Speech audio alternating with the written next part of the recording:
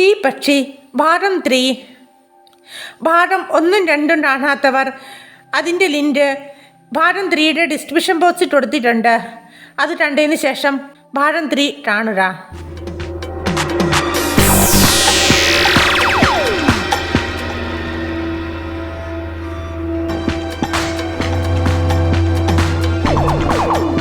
തീപ്പക്ഷി. Ivan രാജകുമാരൻ പഴയതിൽ നിരാശനായാണ് ചെന്നായുടെ അടുത്തെത്തിയത്. രാജകുമാര, കടിഞ്ഞാൻ തുടരുതെന്ന് ഞാൻ പറഞ്ഞിരുന്നല്ലോ, ചെന്നായി ചോദിച്ചു. ഇത്തവണയും എൻ്റെ മുന്നറിയിപ്പ് അവഗണിച്ചത് എന്തുകൊണ്ടാണ്? ഞാൻ വളരെ ഖേദിക്കുന്നു, എനിക്ക് മാപ്പ് തരൂ, ഇവാൻ അഭ്യർത്ഥിച്ചു. ഖേദിച്ചതുകൊണ്ട് വലിയ പ്രയോജനമൊന്നുമില്ല, സമയം കളയാതെ എൻ്റെ പുറത്തിരുന്നോളൂ, ചെന്നായ പറഞ്ഞു. ഇവാൻ വേഗം ചെന്നായുടെ പുറത്തു കയറി ഇരുന്നു. ചെന്നായ ഇവാനെ കൊണ്ട് അതിവേഗം ഓടി. ഒടുവിൽ അവർ ദാൽമാത രാജാവിൻ്റെ രാജ്യത്തെത്തി. സുന്ദരിയായ എലേന ഉദ്യാനത്തിൽ തോഴിമാരോടൊപ്പം ഉലാത്തുകയായിരുന്നു. ഇത്തവണ ഞാൻ പോടാം, ചെന്നായ പറഞ്ഞു. രാജകുമാരൻ നാം വന്ന വഴിയെ മടങ്ങിപ്പോടണം, ഞാൻ ഒപ്പമെത്തിക്കൊള്ളാം. ഇവാൻ രാജകുമാരൻ തിരിച്ചു നടന്നു. ചെന്നായി മതിൽ ചാടി തോട്ടത്തിലെത്തി. എന്നിട്ട് അതൊരു കുറ്റിച്ചെടിയുടെ പിന്നിൽ പതുങ്ങിയിരുന്നു കൊണ്ട് ഒളിഞ്ഞു നോക്കി. സുന്ദരിയായ എലേനയും തോഴിമാരും തോട്ടത്തിൽ നടന്നുകൊണ്ടിരുന്നു. കുറച്ചു കഴിഞ്ഞപ്പോൾ എലേന മറ്റുള്ളവരുടെ പിന്നിലായി. ആ തട്ടം നോക്കി ചെന്നായ അവളെ പിടിച്ച് പുറത്തു വച്ചുകൊണ്ട് മതിൽ ചാടി ഓടി. ഇവാൻ രാജകുമാരൻ വന്ന വഴിയെ തിരിച്ചു പോവുകയായിരുന്നു. പെട്ടെന്നാണ് ചെന്നായ എലേനയെയും പുറത്തിരുത്തിക്കൊണ്ട് ഒപ്പം എത്തിയത്. ഇവാന് ഇതിൽ പരം സന്തോഷം ഉണ്ടാകാനില്ല. അന്നും എൻ്റെ പുറത്ത് കയറിയിട്ടുള്ളൂ, വേഗം വേണം, അല്ലെങ്കിൽ അവർ നമ്മെ പിടികൂടും, ചെന്നായ പറഞ്ഞു. ഇവാനെയും എലേനയെയും പുറത്തിരുത്തിക്കൊണ്ട് ചെന്നായി വായുവേഗത്തിൽ പാഞ്ഞു. പച്ചക്കാടുകൾ പിന്നിട്ട് നീല തടാകങ്ങൾ തരണം ചെയ്ത് അവർ ഒടുവിൽ കുസ്മാൻ രാജാവിൻ്റെ രാജ്യത്തെത്തി. എന്നാൽ അവിടെ എത്തിയതും ഇവാൻ രാജകുമാരൻ സങ്കടപ്പെടാൻ തുടങ്ങി. എന്തുപറ്റി? അന്ന് എന്തിനാണ് വിഷമിക്കുന്നത്? ചെന്നായി ചോദിച്ചു. ഞാൻ എങ്ങനെ ദുഃഖിക്കാതിരിക്കും? ഈ സൗന്ദര്യവതിയെ കൈപിടിയാൻ എൻ്റെ ഹൃദയം സമ്മതിക്കുന്നില്ല. സുന്ദരിയായ എലേനയെ കൊടുത്തിട്ട് ഒരു കുതിരയെ വാങ്ങണമല്ലോ എന്നോർക്കുമ്പോൾ എൻ്റെ ഹൃദയം തളരുന്നു. ശരി, ഈ സുന്ദരിയെ കൊടുക്കേണ്ട, ഇവളെ എവിടെയെങ്കിലും ഒളിച്ചിരുത്തിയിട്ട് ഞാൻ സുന്ദരിയായ എലേനയായി അണ്ണയോടൊപ്പം വരാം. അണ്ണ എന്നെ രാജാവിന് കൊടുത്താൽ മതി. അവർ സുന്ദരിയായ എലേനയെ കാട്ടിലുള്ള ഒരു കുടിലിൽ ഒളിപ്പിച്ചിരുത്തി. ചെന്നായ ഒന്ന് തലറുത്തി മറിഞ്ഞു. ഉടൻ തന്നെ ചെന്നായ സുന്ദരിയായ എലേനയുടെ പ്രതിരൂപമായി മാറി. ഇവാൻ അതിനെ കുസ്മാൻ രാജാവിൻ്റെ അടുത്തേക്ക് കൊണ്ടുപോയി. രാജാവ് സന്തുഷ്ടനായി. അദ്ദേഹത്തിന് ഇവാനോട് അതിയായ നന്ദി തോന്നി. എനിക്ക് സുന്ദരിയായ ഒരു വധുവിനെ കൊണ്ടുവന്നതിന് നന്ദി. കുതിരയും കടിഞ്ഞാണ് ഇപ്പോൾ നിൻ്റേതാണ്, രാജാവ് പറഞ്ഞു. ഇവാൻ കുതിരപ്പുറത്ത് കയറി സുന്ദരിയായി എലേനയുടെ അടുത്തേക്ക് പോയി. അവളെയും കുതിരപ്പുറത്തിരുത്തി അവൻ കുതിരയെ അതിവേഗം ഓടിച്ചു. കുസ്മാൻ രാജാവ് തൻ്റെ വിവാഹം ഭംഗിയായി ആഘോഷിച്ചു. പടം മുഴുവൻ നീണ്ടു നിന്ന സൽക്കാരവും സദ്യയും കഴിഞ്ഞ് അയാൾ എലേനയുടെ കിടപ്പറയിൽ പ്രവേശിച്ചു. യുവതിയായ ഭാര്യയുടെ മുഴത്തിന് പകരം ഒരു ചെന്നായുടെ മുഴമാണ് രാജാവ് കട്ടിലിൽ തൻ്റെ അടുത്ത് കണ്ടത്. രാജാവ് പേടിച്ച് കട്ടിലിൽ നിന്നും ഉരുണ്ട് പിരുണ്ട് താഴെ വീണു. ചെന്നായ ചാടി എണീറ്റ് പുറത്തേക്കോടി. ചെന്നായ ഇവാൻ രാജകുമാരൻ്റെ ഒപ്പമെത്തി. പക്ഷേ രാജകുമാരൻ അത്ര സന്തോഷവാനായിരുന്നില്ല. ചെന്നായി ചോദിച്ചു. സുന്ദരിയായ രാജകുമാരിയെയും കുതിരയെയും കിട്ടി രാജകുമാരൻ ഇനി എന്താണ് ദുഃഖം? ഞാൻ എങ്ങനെ ദുഃഖിക്കാതിരിക്കും?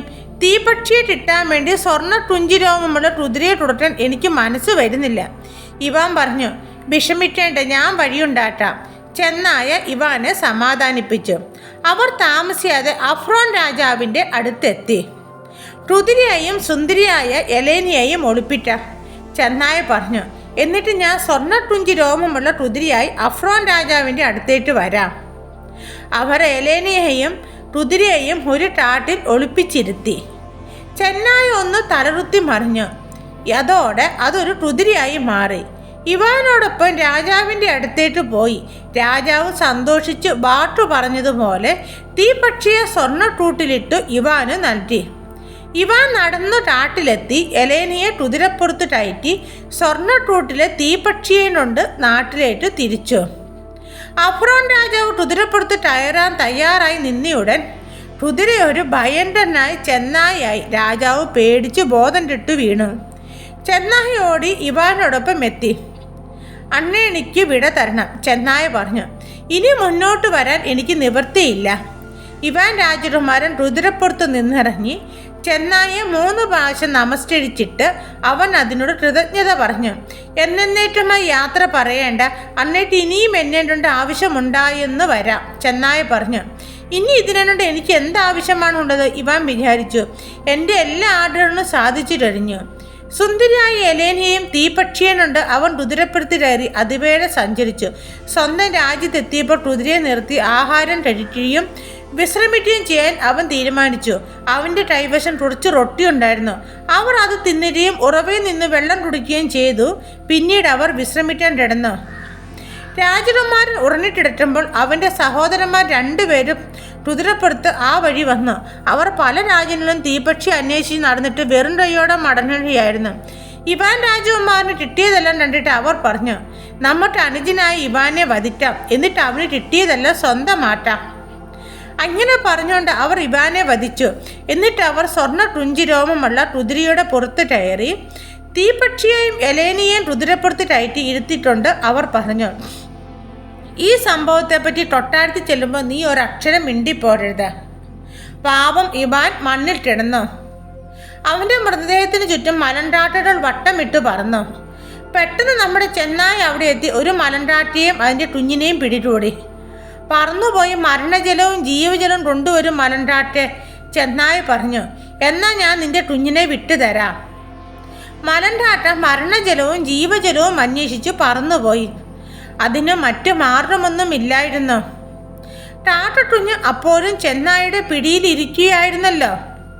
കുറെ കഴിഞ്ഞ് മലൻകാട്ട ജീവജലവും മരണജലവും കൊണ്ട് തിരിച്ചെത്തി.